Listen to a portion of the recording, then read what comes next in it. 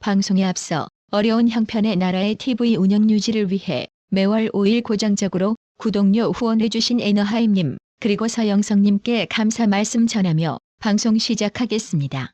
지금 보시는 사진은 윤석열 대통령이 6일 부산 중구 깡통시장에서 재계 총수들과 분식을 맛보며 이재용 삼성전자 회장, 조현준 효성그룹 회장에게 빈대떡을 나눠주고 있는 장면인데요.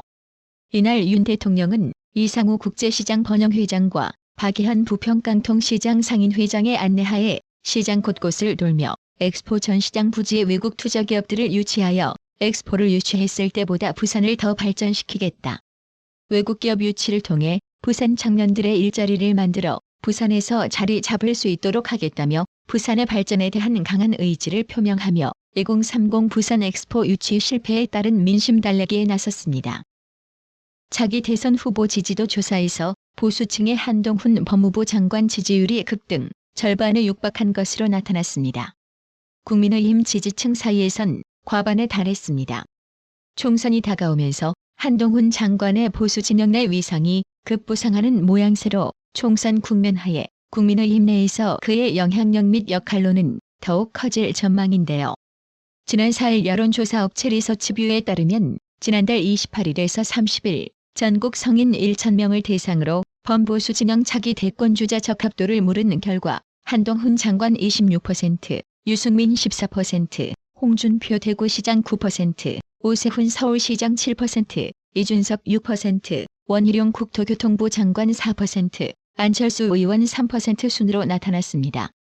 한동훈 장관은 한 달 전 조사 때보다 7%포인트 상승한 반면 유승민은 1%포인트, 오세훈은 2%포인트 내렸습니다. 보수층 437명만 대상으로 한 조사에서는 한동훈이 한 달 전보다 10%포인트나 급등한 47%로 압도적 선두였습니다.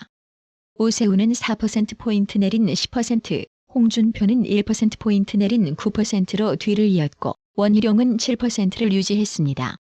유승민은 2%포인트 내린 반면 이준석은 1%포인트 오르면서 6% 동률을 기록했고 안철수는 2%에 그쳤습니다. 국민의힘 지지층에선 한동훈이 전달보다 9%포인트 급등한 58%로 과반에 달했습니다. 오세훈은 8%포인트 내린 10%, 원희룡은 1%포인트 오른 9%, 홍준표는 3%포인트 내린 7% 순이었습니다. 안철수, 유승민, 이준석은 모두 3%였습니다. 어느 쪽도 아님, 즉 중도층에선 한동훈 22%, 유승민 11%, 홍준표 11%, 이준석 7%, 안철수와 오세훈 5%, 원희룡 4% 순이었습니다.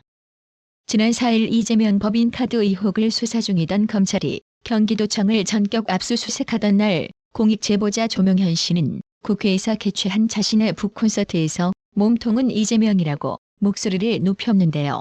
이재명이 먹었던 샌드위치 그거 자체도 본인이 먹었어요. 단 한 번도 개인의 돈을 지출한 적이 없습니다. 한 달에 한 90만 원에서 100만 원 이상이 됐는데 세금으로 지출되는데도 확인을 한 번도 한 적이 없습니다. 이 모든 일을 경기도 공무원들이 자의적으로 했다라고 얘기를 한다면 한마디로 그건 뇌물을 계속 받은 거고요. 본인이 승인하고 피드백을 줬기 때문에 이 모든 거에 대한 몸통은 이재명이고요. 절대로 이재명 지사가 승인하거나 묵인하지 않으면 이 일이 전혀 벌어질 수 없는 구조였습니다. 이 모든 거에 배우인 이재명 당대표가 법적인 책임을 져야 된다고 저는 생각을 하고 있습니다. 대장동 핵심 증인 유동규 전 본부장이 5일 저녁 교통사고로 부상을 당했습니다. 6일 의왕경찰서에 따르면 전날 오후 8시 25분쯤 유동규 전 본부장이 탑승한 SM5가 경기 의왕시 과천봉담 고속화도로 하행선에서 B씨가 모는 8.5톤 카고 트럭과 부딪혔습니다. 사고는 1차선을 주행하던 트럭과 3차선을 달리던 SM5가 서로 2차선으로 차로를 변경하는 과정에 발생했습니다. 트럭이 먼저 2차선에 진입했고 간발의 차이로 SM5가 2차선에 진입하며 트럭의 측면과 충돌했습니다. SM5는 충돌 여파로 반시계 방향으로 180도가량 회전했고 중앙분리대를 들이받으며 멈춰섰고 다행히 2차 사고는 없었습니다. 사고 당시 SM5는 대리운전기사 C씨가 운전 중이었습니다. 유동규 전 본부장은 서울에서 지인과 저녁 식사를 마친 뒤 대리기사를 호출해 귀가 중이었습니다. 조수석에 탑승해 있던 유동규 전 본부장은 두통을 호소했고 신고를 받고 출동한 구급대에 의해 현장 응급처치를 받은 뒤 안산단원병원으로 옮겨져 치료 후 퇴원했습니다. 유동규 전 본부장은 이날 오전 중앙일보 기자와 만나 사고 당시 어깨를 부딪혔는데 자고 일어나니 온몸이 쑤신다며 제한속도 시속 90km 구간에서 100km로 달리던 트럭에 받친 사고인데 어떻게 앞차가 가해 차량일 수 있느냐고 반문했습니다. 이어 사고 당시 죽는구나 싶었고 2차 사고가 안 난 게 천운이라고 생각한다며 내가 죽으면 무조건 자살은 아니다. 어제 그렇게 갔다면 이재명 대표가 박수를 쳤을 것이라고 말했습니다. 지금 보시는 사진은 김용진 뉴스타파 대표가 지난 9월 14일 오전 서울 중구 뉴스타파 본사 앞에서 서울중앙지검 특별수사팀의 압수수색에 대해 입장문을 발표하고 있는 장면인데요. 대선 개입 여론 조작 사건을 수사하는 검찰이 지난 대선을 앞두고 김만배 씨와 신앙림 전 언론노조 위원장 간의 허위 인터뷰를 보도한 뉴스타파 김용진 대표를 압수수색했습니다.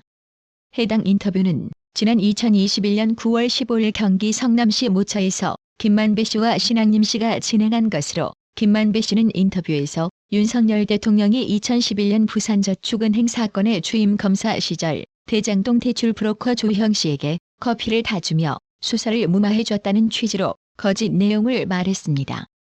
검찰은 허위 인터뷰가 이뤄진 당일 대장동 민간업자들과 통화에서 대장동 의혹이 이재명과 관련 없다는 여론을 형성하고 국민의힘 쪽으로 화살을 돌릴 것이라는 취지로 말했다는 관계자 진술을 확보한 것으로 알려졌습니다. 또 김만배 씨가 2021년 10월 대장동 민간업자들에게 대선 프레임을 바꿔보려고 기자들에게 활동비를 뿌리고 있다. 돈이 너무 많이 든다는 취지로 말했다는 관계자 진술도 확보했다고 합니다. 검찰은 이를 토대로 허위 인터뷰 이후 김만배 씨가 제공한 1억 6,500만 원이 김만배 씨가 언급한 활동비에 해당할 가능성을 수사하고 있는 것으로 전해졌습니다. 더불어민주당 소속 대전 유성구 시구 의원들이 6일 이상민 의원의 뒤를 이어 무더기 탈당했습니다. 대전시의회 조원회 부의장을 비롯해 이금선 의원, 유성구 의회 송재만, 이명숙 의원은 이날 대전시의회 기자실에서 기자회견을 열고 이상민 의원과 정치적 신의를 지키며 뜻을 같이 하고자 한다며 탈당을 선언했습니다. 김근종 시당 윤리심판위원장, 임재인 이상민 국회의원 선대본부장, 이장은 대학생위원장 등 15명의 운영위원도 함께 탈당했습니다. 하경욱 유성구 의원 1명만 민주당 잔류를 선택했는데요. 이들은 향후 거취에 대해선 2004년부터 20년간 민주당만 함께 해왔지만 김대중 노무현 문재인 대통령을 거쳐오며 민주당이 많이 변했다는 생각이 든다며 앞으로 행보는 좀 더 시간을 갖고 상황을 지켜보며 추후에 말씀드리겠다고 말을 아꼈습니다. 구독 그리고 알람 설정, 뉴스 영상 내용이 좋았다면 좋아요를 클릭해주세요.